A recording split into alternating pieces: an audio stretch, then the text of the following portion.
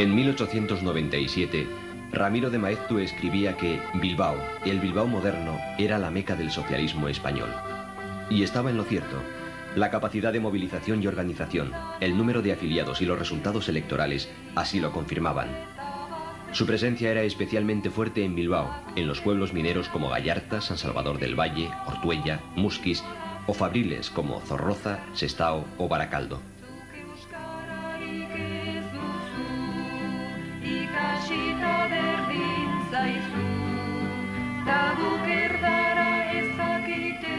En Guipúzcoa también surge pronto el movimiento socialista, nucleado en torno a la villa de Eibar, aunque con una componente social diferente a la vizcaína. En el País Vasco interior y en Iparralde, el desarrollo del Partido Socialista tendrá otro ritmo y una presencia mucho menor.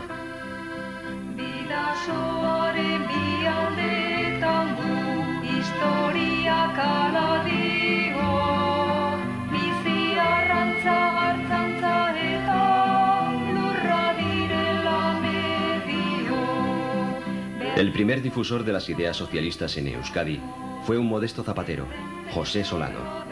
Sin embargo, el nuevo movimiento no cobrará fuerza hasta la llegada a Bilbao en 1885 de Facundo Perezagua, toledano de nacimiento, metalúrgico y afiliado al PSOE desde su fundación en 1879. Comenzó a trabajar en una fundición cuya jornada laboral era de 11 horas y media. En aquellos días, los obreros vascos no estaban movilizados. La existencia de sociedades obreras era puramente anecdótica. La labor de Perezagua es extraordinaria. En 1886 se constituía la Agrupación Socialista de Bilbao y un año más tarde la de Ortuella.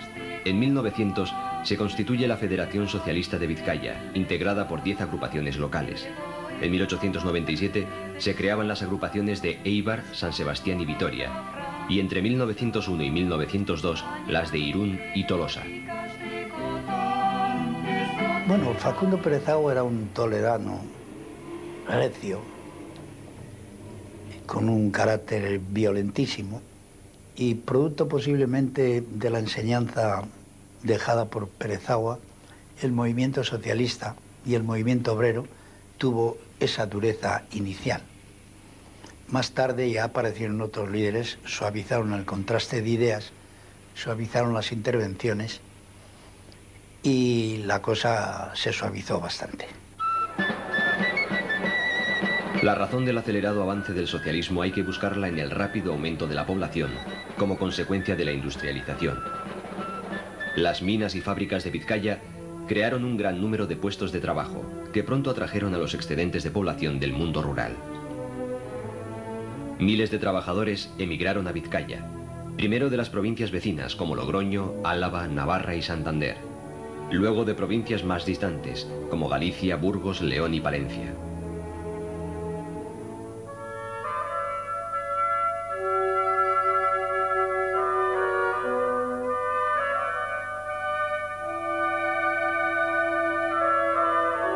En un informe de 1910, se estima que de los 13.000 obreros de las minas de Vizcaya, apenas llegan a 3.000 los que son naturales del señorío.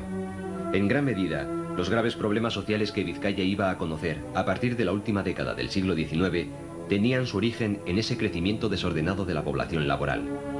Vizcaya carecía de la infraestructura básica para asentar en condiciones decentes de habitabilidad a aquella amplia masa de inmigrantes. El socialismo aparece en Vizcaya y aparece a comienzos de los años 90 o a partir de 1886-87 ya las primeras agrupaciones socialistas. Va a tener una implantación muy rápida en la última década del siglo XIX y esto hay que explicarlo por diversas circunstancias. En primer lugar, por la rápida, la súbita formación de una clase obrera que aparece en primer lugar en la zona minera y a finales de los años 80 y durante los años 90 en la zona industrial, y esto, la aparición de un gran número de obreros va a propiciar, lógicamente, la formación de las primeras agrupaciones, que van a tener el carácter socialista y no anarquista, como sucede en otras zonas de España, probablemente por el tipo de empresa que aparece en Vizcaya, una gran empresa, tanto en las minas como en la margen izquierda de la ría. Esto es en las zonas, en el modelo de empresa en el que habitualmente suelen arraigar las formaciones socialistas. Y tras los primeros pasos organizativos comenzaban las movilizaciones. En mayo de 1890, los socialistas habían protagonizado uno de los conflictos más enconados y duros. Más de 30.000 trabajadores iban a la huelga en todo el territorio del Estado. El paro, que tuvo lugar entre los días 13 y 18 de mayo, era como protesta por la detención del Comité Socialista de la Arboleda y en demanda de mejoras de las condiciones de vida y trabajo de los mineros.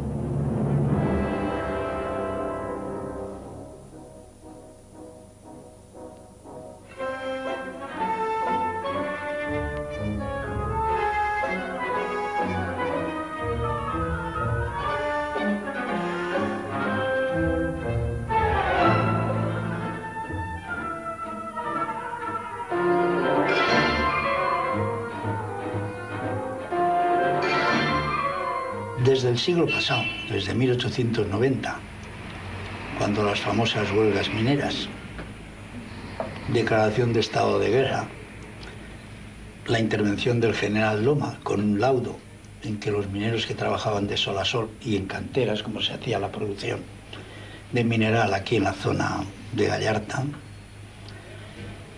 dictó el bando con 10 horas y la abolición de los barracones. De manera es que la extracción del movimiento socialista en aquella época era eminentemente minera. Aunque el primer socialismo vasco es eminentemente obrerista, algunos intelectuales vascos se vinculan al incipiente movimiento: Miguel de Unamuno y Tomás Meave. El primero estuvo afiliado a la Agrupación Socialista de Bilbao entre 1894 y 1904, y durante ese tiempo escribió casi 200 artículos en La lucha de clases.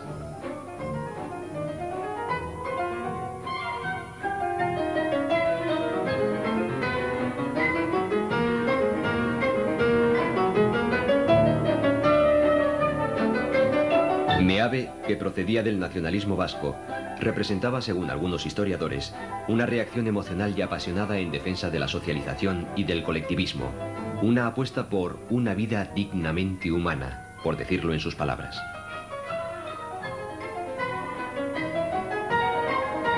No era de extrañar que los primeros representantes electos que el PSOE obtiene en todo el Estado lo sean en el País Vasco. En las elecciones municipales de 1891, los socialistas obtenían 4 concejales en Bilbao, entre ellos Facundo Pérez Agua, y 1 en La Arboleda. El avance electoral es asimismo impresionante. Entre 1903 y 1907, el voto socialista había llegado al 25% del censo electoral.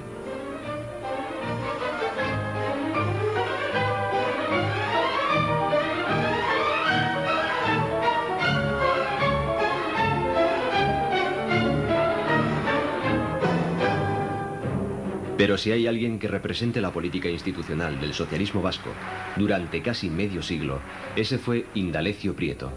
Afiliado al PSOE desde 1899, uno de los fundadores con Meave de la Juventud Socialista, periodista inteligente y autodidacta que llegó a ser propietario de El Liberal. Prieto fue diputado provincial durante algún tiempo y diputado a Cortes entre 1918 y 1936. El socialismo vasco, especialmente el vizcaíno, fue esencialmente prietista. La definición del prietismo podría ser la de una afirmación democrática y republicana. Era un socialismo no doctrinal y humanitario. Bueno, es verdad que los socialistas vizcaínos tuvimos admiración por Prieto, pero también es verdad que tantas veces como se equivocó Prieto, se lo dijimos. No éramos prietistas a ultranza. Había aquí también una fracción caballerista, pero era minoritaria. Regularmente, donde se trabaja, por lo regular se crean ánimos y desánimos, y Prieto ha tenido una vida muy activa en las provincias de Vizcaya. En Guipúzcoa, el desarrollo del socialismo tiene otra dimensión. En San Sebastián, la agrupación socialista logró únicamente la adhesión de unos pocos tipógrafos. Pero en Eibar, la agrupación socialista, después del éxito que tuviera al dirigir una pequeña huelga en octubre de 1897, logró pronto el apoyo de numerosos obreros industriales. Eibar era una pequeña localidad industrial de 6.583 habitantes en 1900, de los cuales unos 2.000 serían obreros empleados en la industria armera. Luego, la población crecería y la industrialización se diversificaría.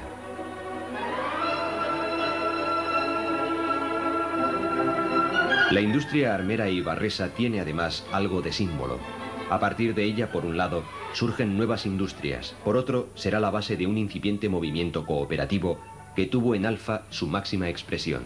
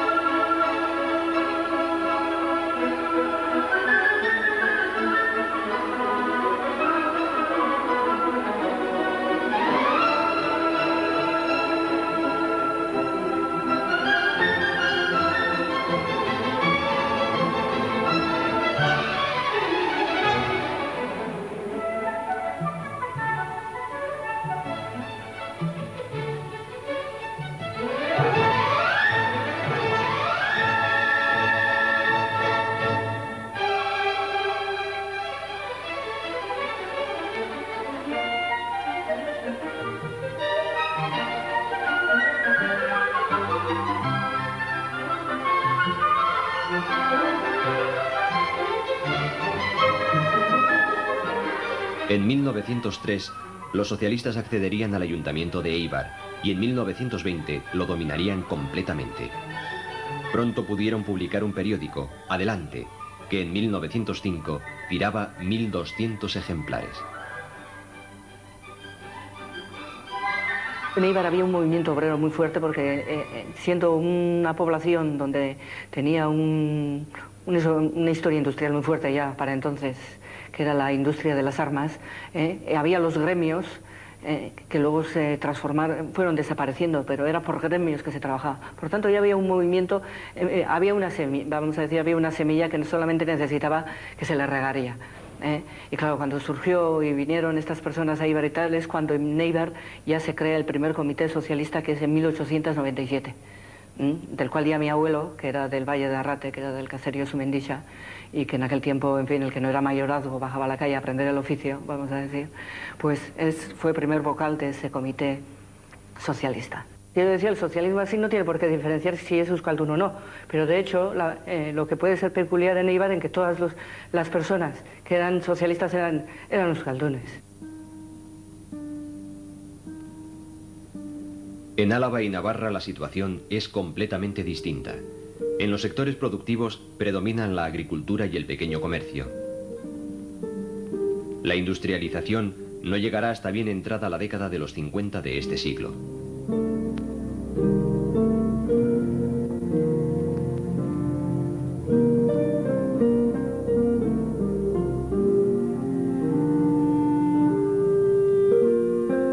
A pesar de ello, en 1902 ya existía, por ejemplo, una agrupación socialista en Pamplona y poco después existía una organización similar en Vitoria. En Navarra hay datos sueltos que nos remiten a finales del siglo pasado, hacia 1892. Se conoce que hay un comité local del Partido Socialista en Pamplona. Pero diríamos que son datos, desde mi punto de vista, importantes a la hora de tener en cuenta pues, que no solamente había un partido tradicionalista, un partido conservador, un partido liberal, sino que comienza a haber ya fuerzas que representan a sectores obreros o de trabajadores, diríamos industriales, aunque en realidad son trabajadores de empresas familiares o de empresas artesanas. Y desde este punto de vista sí que es interesante conocer la noticia de que existe el Partido Socialista. Para 1892 hay un comité local. En 1900 En Pamplona ya existe el comité local de la UGT y a partir de ahí un cierto desarrollo, pero en realidad en todo lo que es el primer tercio del siglo XX, el Partido Socialista y la UGT, cuando realmente se puede contar con ellos, diríamos, a la hora de hacer una descripción política de la provincia, es a partir de 1930-1931, con la excepción de Pamplona, que consigue el Partido Socialista un concejal hacia 1915. Es decir, es una fuerza que representa sectores obreros, es importante desde ese punto de vista, pero cuantitativamente es inapreciable en el contexto de la provincia. También la situación en el País Vasco continental es diferente. Es cierto que se habían creado algunos centros industriales en torno a la ría del Adur y en algunas localidades del interior, como Asparren o Maule. Asimismo, Hendaya, tras convertirse en un importante nudo de comunicaciones, conocerá un considerable aumento de la población y especialmente del censo de trabajadores ferroviarios. A medida que los obreros se van organizando, surgen las primeras protestas y huelgas. Una de las más destacadas fue la que llevaron a cabo los trabajadores de los muelles de Bayona, que hizo intervenir incluso al ejército, llegando a traer refuerzos desde París. Asimismo, algunos sectores de la izquierda vasco-continental realizarán actos de protesta contra el reclutamiento forzoso al estallar la Primera Guerra Mundial. Sin embargo, no será hasta la década de los 30 y durante un breve periodo de tiempo cuando consigan un diputado por la circunscripción de Bayona.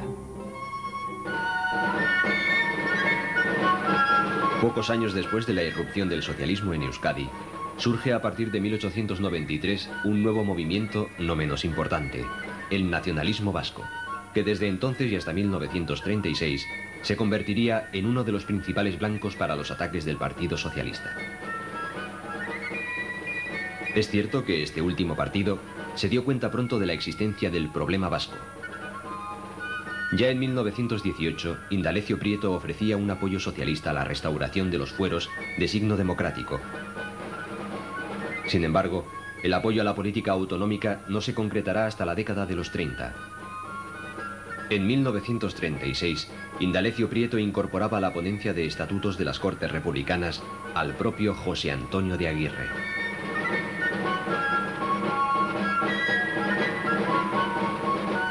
Las relaciones, como he sabido, entre los nacionalistas y los primeros nacionalistas y los primeros socialistas fueron bastante malas. Hay que tener en cuenta que socialistas y nacionalistas surgen en el mismo sitio, es decir, en Bilbao y en su entorno, a finales del siglo XIX, con pocos años de diferencia. Los socialistas aparecen en los años 80, los nacionalistas en los 90 del siglo pasado, y que unos y otros son consecuencia directa de la revolución industrial en Vizcaya y de la propia forma en que se llevó a cabo esa revolución industrial. Eran respuestas distintas a la industrialización y en buena medida antagónicas, con sectores sociales también distintos. Los socialistas con una base fundamentalmente obrera y en buena medida proletariado de las minas inmigrantes, y los nacionalistas con una base más de clases medias autóctonas, sobre todo pequeña burguesía de Bilbao. Ya digo, con unos planteamientos distintos ante la industrialización. Como sus diferencias ideológicas en el tema religioso, en el tema social, en el tema nacional eran notables, las relaciones se van a caracterizar por ser muy malas, y yo diría que hasta los años 30, hasta avanzada la República, es característico el antisocialismo del Partido Nacionalista Vasco y a su vez el antinacionalismo vasco del Partido Socialista. En realidad esas relaciones empiezan a cambiar a partir del año 34, ya avanzada la República, cuando se empiezan a aproximar, y esa aproximación culminará en el 36 con la aprobación del Estatuto y en la Guerra Civil, y con esa alianza entre el PNV y el Partido Socialista, que es el partido fundamental del Frente Popular, que se opera y que lleva al gobierno de coalición de Aguirre, y luego a lo largo del exilio se mantendrán como aliados durante los 40 años del franquismo. En marzo de 1919 se constituía en Moscú la Tercera Internacional. El ala izquierda del PSOE y de la UGT presionaban para la adecuación al de la Internacional Comunista, deslumbrados, sin duda, por la Revolución Rusa. Los sectores mayoritarios del PSOE en el País Vasco, liderados por Indalecio Prieto, Enrique de Francisco o Juan Gracia, se oponen a dicho ingreso. Pero la escisión se hacía inevitable, produciéndose finalmente en 1921.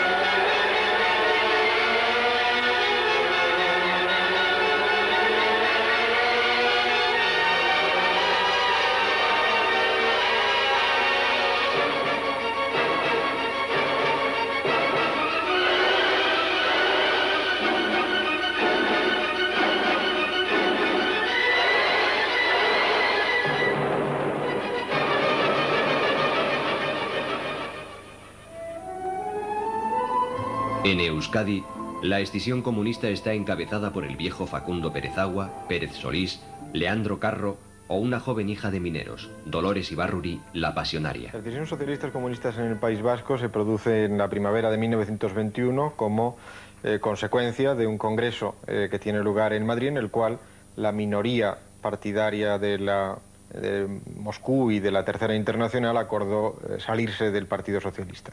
Eso exactamente se reprodujo, los delegados, sobre todo de Vizcaya, a ese Congreso Nacional, provocaron a su retorno del Congreso la ruptura del partido y la creación de un partido separado. Inicialmente las características del PC vasco y el PC español son muy parecidas. Para hablar con corrección de PC de Euskadi no se puede hablar hasta 1934. Hay una primera diferenciación, que es la violencia pistolerista, como se llamó entonces, que siguió la política de ese tipo que siguió el Partido Comunista en Vizcaya.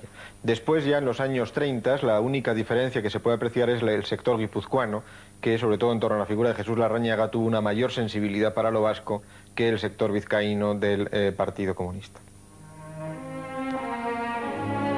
En septiembre de 1923, el proceso político democrático quedaba interrumpido por un golpe militar, encabezado por el general Primo de Rivera. Previamente, se habían producido una serie de hechos que marcarían el siguiente periodo: el desastre de Anual en la Guerra de África y una sucesión de huelgas obreras.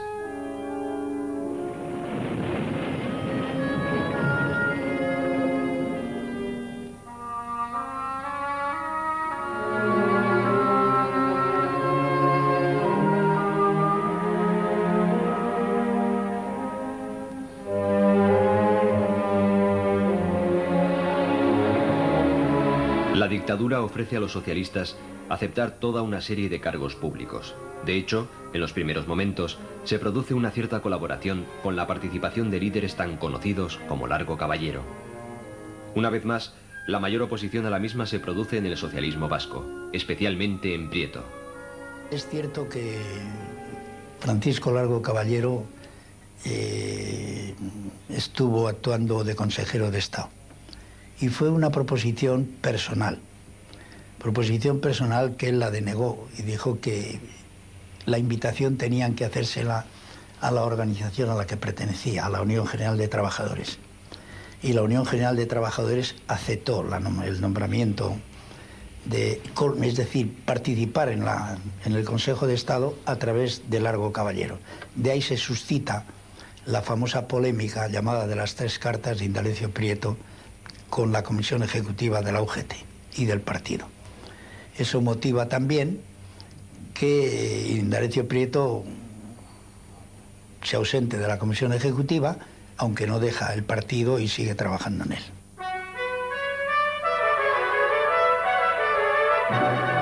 Durante los años que dura la dictadura de Primo de Rivera, las organizaciones políticas y sindicales llevan una vida lánguida.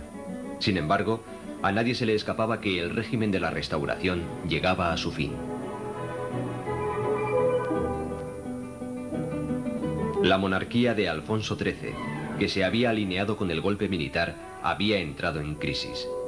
Muy pocos sospechaban que mientras el rey pasaba sus últimas vacaciones de verano en San Sebastián, en aquella misma ciudad y en los mismos días, un grupo de dirigentes políticos conspiraban para traer la República, un régimen que nacerá en Éibar un 13 de abril de 1931.